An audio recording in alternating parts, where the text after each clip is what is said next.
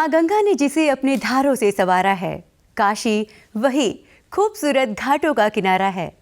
काशी दर्शन कार्यक्रम में आप सभी दर्शकों का एक बार फिर से स्वागत करते हैं। नमस्कार। कहते हैं काशी में कंकड़ कंकड़ में भगवान शिव शंकर का वास है। मंदिरों और घाटों की विविधतापूर्ण नगरी काशी में कई ऐसे मंदिर हैं जो एक भारत श्रेष्ठ भारत और विविधता में एकता की परिकल्पना को साकार करते हैं। तो आइए दर्शन करते हैं एक ऐसे ही मंदिर का जो सद्भाव से परिपूर्ण है। वाराणसी सदियों से धार्मिक आस्था और सद्भाव का प्रमुख केंद्र रहा है। विभिन्न धर्मों, पंथों और मतों को एकजुट रखने के उद्देश्य से विचारकों, साधकों और तपस्वियों ने सदैव प्रयास किया है।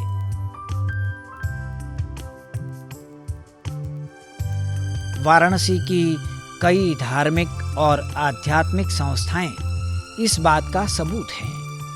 ये संस्थाएं, आश्रम, मंदिर और मठ एक भारत श्रेष्ठ भारत की अवधारणा के अनुकरणीय उदाहरण हैं। पतित पावनी गंगा के किनारे स्थित परमहंस आश्रम परिसर में एक ऐसा मंदिर है जिसमें विभिन्न मतों, पंथों और आस्थाओं को जगह दी गई है। यह मंदिर श्री सनातन विश्व दर्शन मंदिर के नाम से जाना जाता है।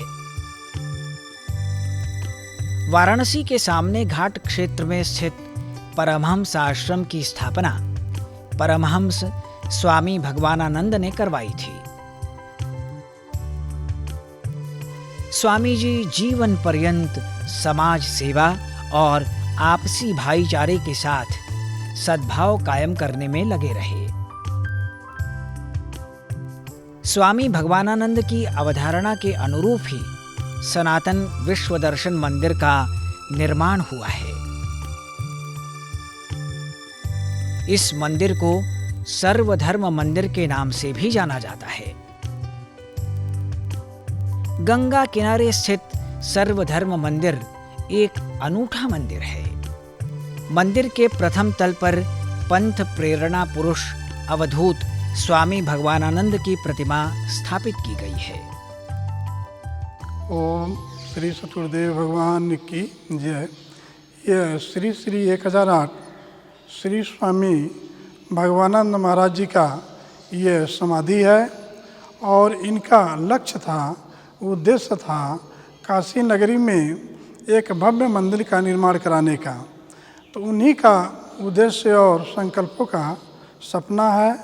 जो मंदिर आपके सामने है सनातन विश्व दर्शन मंदिर के नाम से है। उनका कहना यह था कि मंदिर ऐसा बनवाऊंगा कि जो सभी धर्मों का आस्था का केंद्र रहेगा और उसमें सभी धर्म का प्रतिमा इस मंदिर के अंदर रहेंगे।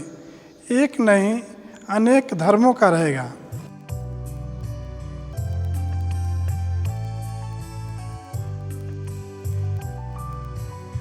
गंगा तटीय देवालय के द्वितीय तल पर विष्णु अवतार के दर्शन होते हैं। विष्णु अवतार प्रतिमा के अलावा यहाँ विभिन्न पंथों से जुड़े कुछ अन्य साधकों की भी प्रतिमाएं स्थापित हैं, जो पंथ के पथ प्रदर्शक का ज्ञान कराती हैं, साथ ही उस पंथ के बारे में जानकारी भी देती हैं। यहीं चारों तरफ कृष्ण दर्शन से जुड़ी झांकियां भी प्रदर्शित की गई हैं। ये झांकियां अपने प्रसंगों की व्याख्या स्वयं करती प्रतीत होती हैं।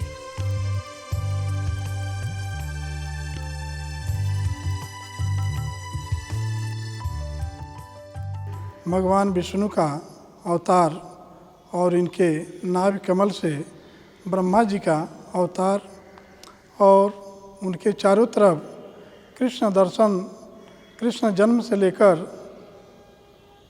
विराट स्वरूप तक का दर्शन बनवाने का उनका संकल्प था। वो संकल्प आज पूरा हो चुका है।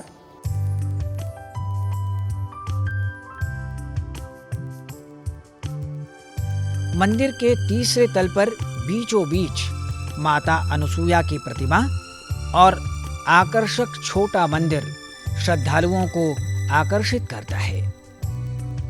माता अनुसूया के सामने नारी धर्म की आकृतियां भी सुसज्जित हैं। कहा जाता है कि सब सतियों में सती अनुसुईया बिना पति उपदेश को 6 महीना के बालक कर दिया ब्रह्मा विष्णु महेश को। माता अनुसुईया जी वो हैं जिनका प्रसंग रामचरितमानस में भी आता है, जिनका प्रसंग भागवत में भी आता है। वही माता अनुसुईया जी का यहाँ पर विग्रह मूर्ति का स्थापना है। और उनके अलावा नारी धर्म का जितने सती धर्म का प्रतिमा है, जैसे वैष्णो देवी हैं, कन्याकुमारी हैं, विंध्याचल देवी हैं, मीराबाई हैं, लक्ष्मीबाई हैं, रबिया हैं और आपके गणिका हैं, इनकी सभी नारी धर्म में प्रतिमा बनाए गए हैं।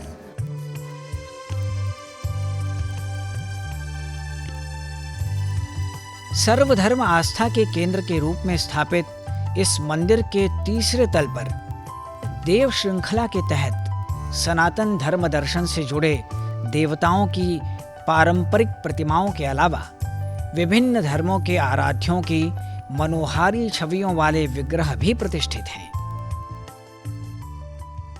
हिंदू, मुस्लिम, सिख, ईसाई, यहूदी, पारसी सभी धर्म का इसमें प्रतिमा रहेगा और सभी धर्म के भक्त इसमें आएंगे दर्शन करने के लिए। ये हमारे महाराज जी का उद्देश्य था कि सभी धर्म एक है, कोई धर्म अनेक नहीं है, कि जितने भी धर्म हैं सभी सनातन धर्म से निकले हुए हैं, इसलिए कि हम सबको लिए एक मंदिर का निर्माण करवाएंगे। आज आप लोगों के सामने सनातन विश्व दर्शन मंदिर के नाम से ये मंदिर स्थापित है। मंदिर में कई अन्य साधकों, समाज सुधारकों और संतों की प्रतिमाएं भी स्थापित की गई हैं।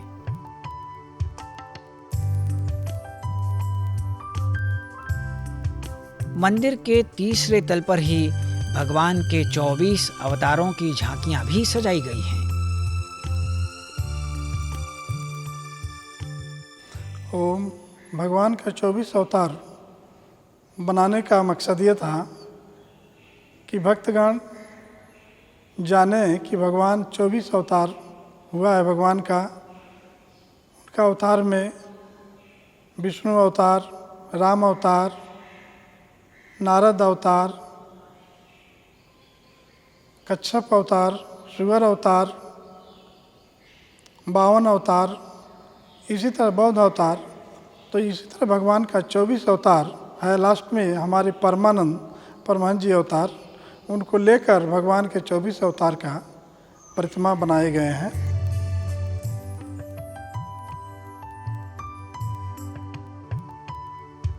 सर्वधर्म मंदिर की ऊपरी मंजिल यानी छत से जहां मां गंगा के दर्शन होते हैं, वहीं एक गुफा विशिष्ट आकृति में निर्मित है।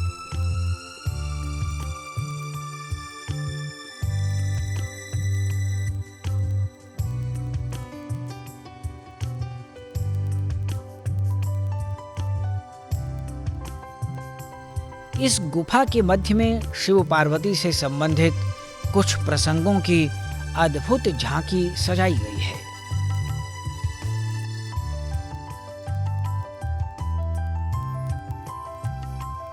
वाराणसी के सर्वधर्म सद्भाव का संदेश देने वाले इस मंदिर में अपनी जीवंतता का एहसास कराती ये प्रतिमाएं धार्मिक, सामाजिक, आध्यात्मिक और सांस्कृतिक सद्भाव को समवेत स्वर में स्थापित करने की कोशिश करती हैं।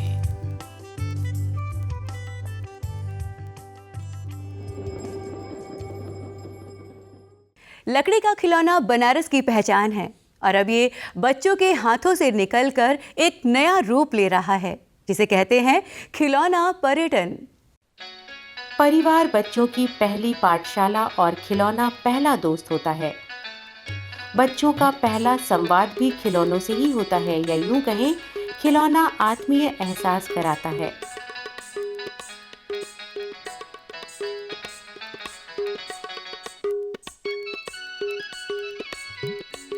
भारतीय संस्कृति एवं संस्कारों को बढ़ावा दे रहे ये खिलौने बाल मन में अमिट छाप छोड़ते हैं, क्योंकि इन खिलौनों में ज्ञान होता है, विज्ञान होता है, मनोरंजन होता है और मनोविज्ञान भी होता है।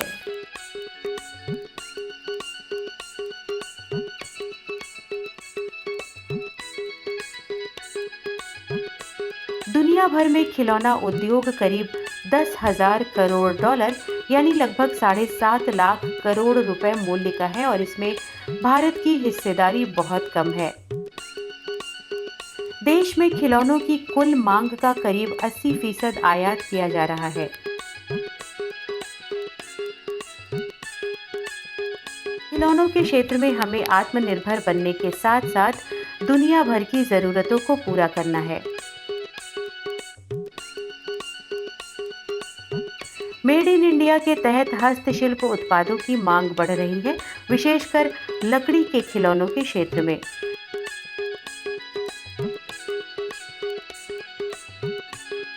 प्रधानमंत्री जी ने भी इको फ्रेंडली खिलौना उद्योग को ग्लोबल बनाने की बात की है। ये लकड़ी का बना हुआ फ्लिप गेम है, जहाँ पे ये इस साइड दादा दादी, उनके मम्मी पापा और बच्चा बच्ची हैं, और जब हम लोग इसको ऐसे टर्न करते हैं तो यहाँ दादाजी की छड़ी, उनका चश्मा, पापा का मोबाइल, मम्मी का बेलन और बच्चों की पढ़ाई का सामान आ जाता है। काशी एक जीवंत शहर है।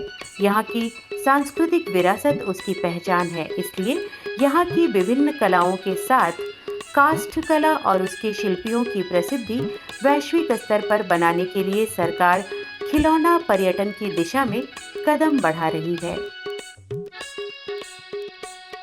काशी में कई भी शिल्प कलाओं के साथ साथ लकड़ी खिलौना उद्योग जो है ये काफ़ी प्रसिद्ध और प्रचलित है। इस खिलौना उद्योग के उत्थान के लिए भारत सरकार और राज्य सरकार लगातार प्रयास कर रही हैं। आवश्यकता है कि जो भी हमारे पर्यटक आते हैं उनको भी टूरिज्म के साथ काशी के खिलौना उद्योग को भी जोड़ा जाए, और जो भी पर्यटक आते हैं वो इन शिल्पियों के शोरूम और इनके कारखानों का भ्रमण जरूर करें।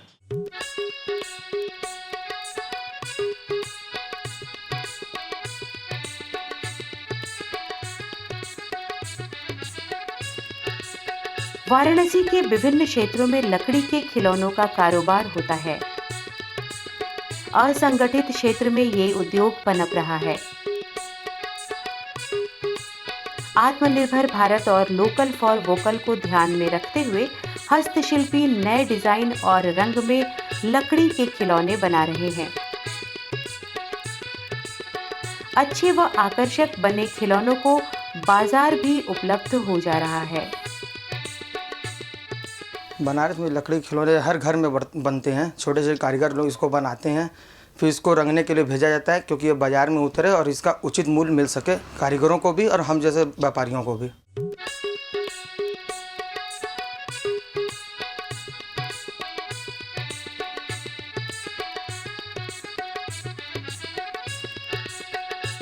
सरकार एवं हस्तशिल्प विभाग द्वारा समय समय पर लगाई जाने वाली प्रदर्शनियों में इन हस्तशिल्पियों को अपनी कला के प्रदर्शन करने का मौका मिलता है।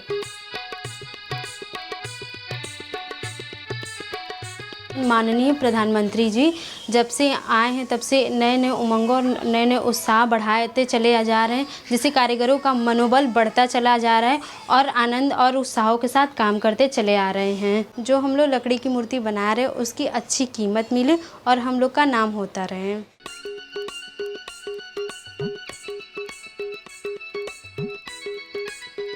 लकड़ी के खिलौने कोरैया व यूकेलिप्टस की लकड़ियों से बनाए जाते हैं। श्रृंगार के सामान हाथी घोड़ा देव आकृति के अलावा खेल में उपयोग होने वाले खिलौने भी बनाए जाते हैं।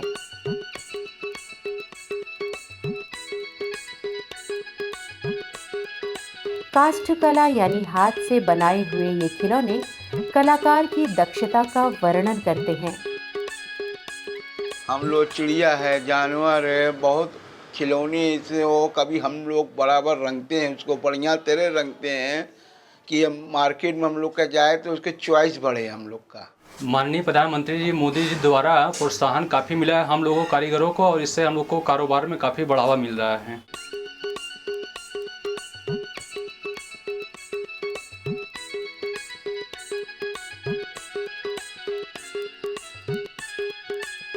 वाराणसी में कई परिवार पारंपरिक ढंग से लकड़ी के खिलौने बनाने के कार्य में वर्षों से लगे हैं। पूरा परिवार इस खिलौना उद्योग में साथ है। क्योंकि काशी में लकड़ी के खिलौने एवं अन्य सामग्री बनाने का कारोबार वर्षों से चला आ रहा है, इसलिए इस उद्योग को संगठित कर आत्मनिर्भर बनाना बेहद जरूरी है। वाराणसी शहर में बहुत सारे परिवार जुड़े हुए हैं जो इस शिल्प से अपना रोजगार कर रहे हैं, लेकिन सबसे बड़ी समस्या है ये कि असंगठित क्षेत्र में हैं, हर तरफ बिखरे हुए हैं। आवश्यकता है इनको संगठित कर इनके समग्र विकास की, जिसके लिए भारत सरकार एवं राज्य सरकार द्वारा लगातार प्रयास किए जा रहे हैं, लेकिन अभी और प्रयास की आवश्यकता है जिससे इनको असंगठित क्षेत्र से हटाकर संगठित क्षेत्र में लाया जाए और इनका चहुमुखी विकास हो सके।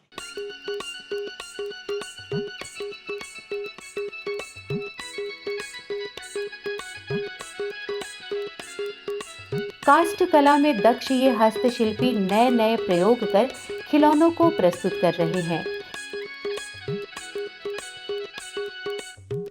इसलिए इन खिलौनों को संरक्षित करने के साथ इसकी सही कीमत भी दिलाना आवश्यक है, ताकि इन नए प्रयोगों की श्रृंखला बनी रहे।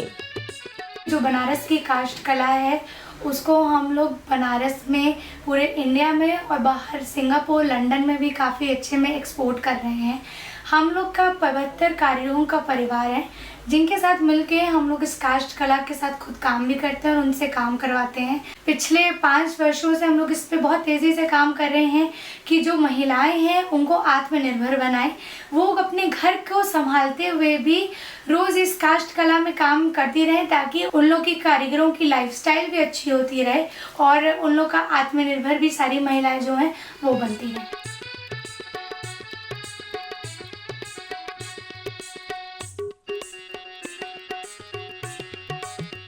देश के हस्त निर्मित खिलौनों को प्रोत्साहन देने और वैश्विक स्तर पर बाजार उपलब्ध करने के लिए खिलौना पर्यटन एक सराहनीय कदम है, जिससे कि खिलौना उद्योग से जुड़े हस्तशिल्पियों को आर्थिक रूप से लाभ मिल सकेगा।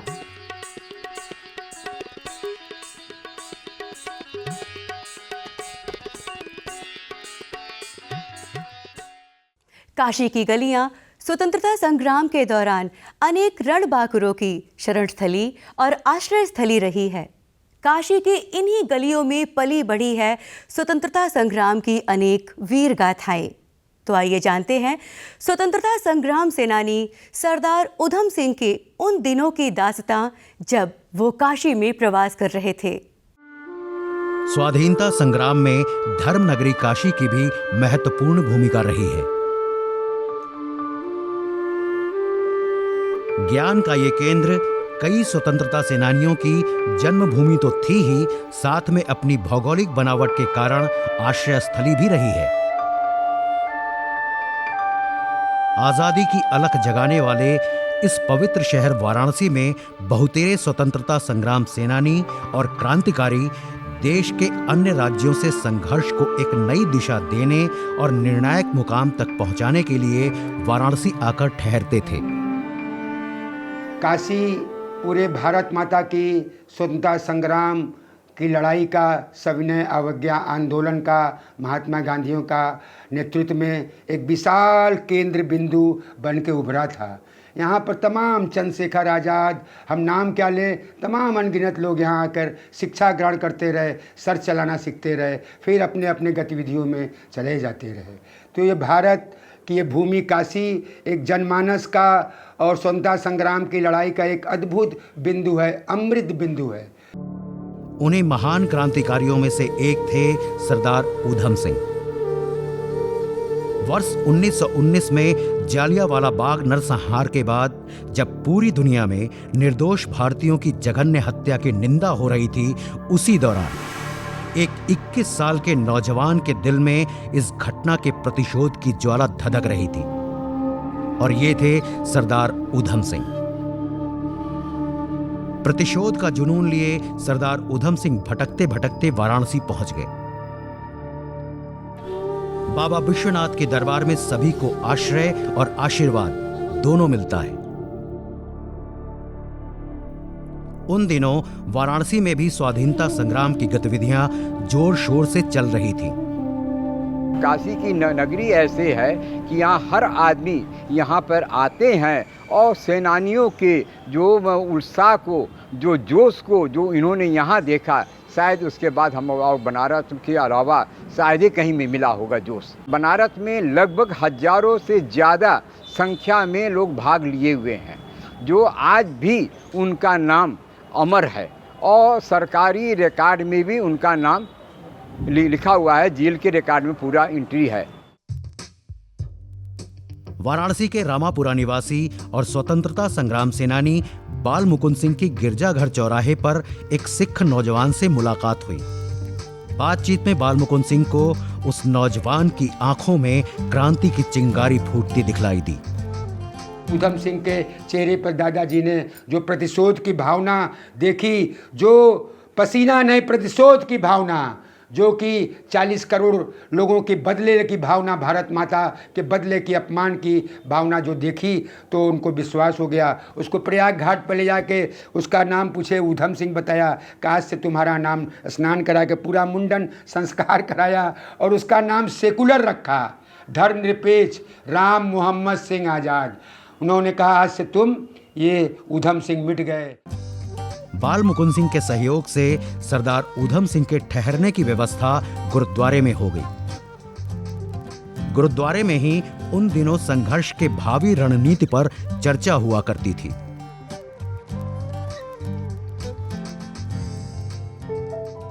सरदार ऊधम सिंह ने बाल मुकुंद सिंह के कहने पर काशी के प्रयाग घाट पर केश कटाकर अपनी पहचान बदल दी।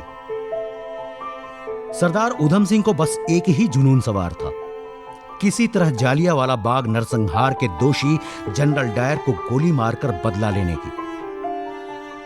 वाराणसी के स्वतंत्रता संग्राम सेनानी बाल मुकुंद सिंह के सहयोग से सरदार ऊधम सिंह जनरल डायर का वध करने के लिए पानी के जहाज से लंदन रवाना हो गए।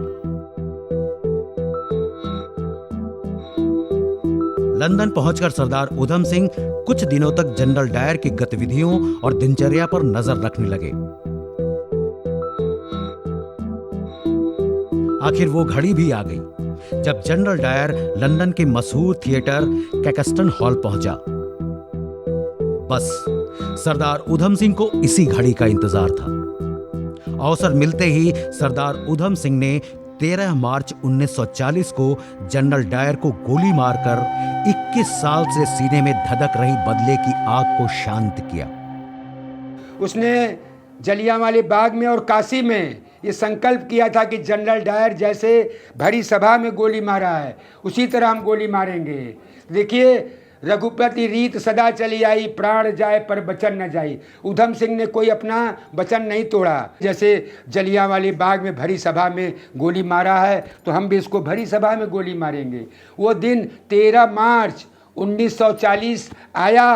कैक्सटन हॉल में वो सभा हुई, उसमें बाइबिल में किताब में ले गया और जनरल डायर जब कहा कि ये हिंदुस्तान भेड़ बकरियों का जगह है, हमने 20-25 साल पहले, सन 40 में कहा, 21 साल बाद, कि ये हमने 20-25-21 साल पहले वहाँ पर जनरल जलियांवाले बाग में लोगों को ढेर किया है। इतना सुनना था कि ऊधम सिंह ने उठकर 3 गोली उसको थाए थाए सामने मारा और अपने को अंग्रेज़ों के पुलिस के आगे समर्पण कर दिया।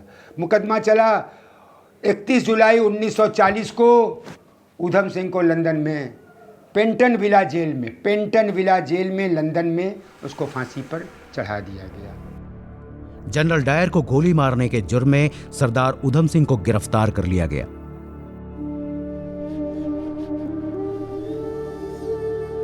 अदालत में मुकदमा चलने के बाद 31 जुलाई 1940 को लंदन में ही सरदार उधम सिंह को फांसी देकर अदालती सजा को तामील किया गया। बनारस में सर्वप्रथम जलियांवाला बाग का बदला का मूर्ति हमारे दादाजी बाल मुकुंद सिंह लगाए। इतना बड़ा ट्रस्ट है। गार्ड ऑफ ऑनर 32 फायर की सलामी साल में 2 बार होती है, शोक सलामी, हर्ष सलामी। वाराणसी से सरदार उधम सिंह के संबंध लंदन रवाना होने से पहले वाराणसी में बिताए गए उनके लम्हों को चिरस्थायी बनाने के उद्देश्य से गिरजाघर चौराहे पर उनकी प्रतिमा स्थापित की गई। भारत के राष्ट्रपति जब आए थे बनारस दौरे पर, तो उन्होंने स्पष्ट शब्दों में कहा था कि काशी धर्म की संस्कृति है, यहाँ गंगा जमुना संस्कृति है, लेकिन आप लोग सिख न होते हुए, आप लोग हिंदू होते हुए एक सिख की मूर्ति क्यों लगाए। उनके प्रश्न पर हमारे दादा बाल मुकुंद सिंह ने कहा कि मैं स्वतंत्रता संग्राम आंदोलन में हिस्सा लिया हूँ और मैं स्वतंत्रता आंदोलन में शहीद उधम सिंह के लिए मैंने यहाँ पर मूर्ति लगाने की प्रतिज्ञा की है और मैंने ये काम को किया है, जिससे सरदार ज्ञानी जय सिंह अति प्रसन्न हुए और हम लोगों को राष्ट्रपति भवन बुलाए और हम लोगों को बुलाकर उन्होंने सम्मानित किया। सरदार उधम सिंह को नमन करने आज भी लोग 31 जुलाई को उनकी प्रतिमा के सामने इकट्ठे होकर श्रद्धा सुमन अर्पित करते हैं।